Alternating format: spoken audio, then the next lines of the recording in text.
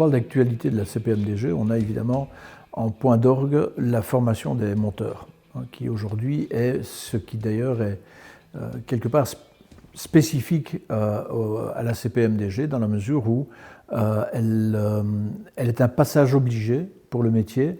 On voudrait en faire une certification qui prouve le savoir-faire des personnes et qui certifie au niveau du travail que c'est fait dans les règles de l'art. Et si on peut certifier ce genre de choses, forcément, nos clients seront demandeurs, mais en même temps, ça professionnalise encore mieux le métier et ça donne une certaine valeur ajoutée, évidemment, à cette profession qui en a un peu besoin en ce moment.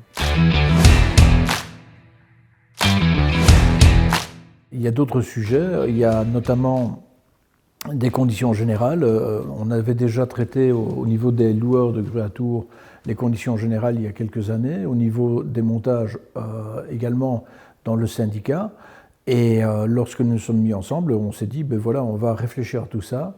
Et notamment les conditions de montage vont être revues parce qu'il y a quand même quelques points sur lesquels il faut éclaircir les responsabilités, et notamment au niveau des assurances, etc., avec l'UFL qu'on aimerait avoir à table également, parce que ça concerne également la sous-traitance du levage pour nos grues. Le 30 mars, nous avons eu notre première réunion de la commission professionnelle des métiers et du matériel de la grue à tour. Nous avons traité évidemment les sujets clés, dont le sujet phare et je dirais presque symbolique de notre association, qui est celle de la formation des monteurs. Nous cherchons actuellement des formateurs. Cette formation ne se fera pas seule et nous avons besoin de gens expérimentés et qui peuvent ajouter de la valeur, et plusieurs d'entre eux ont répondu présent. Certains ont manifesté un intérêt.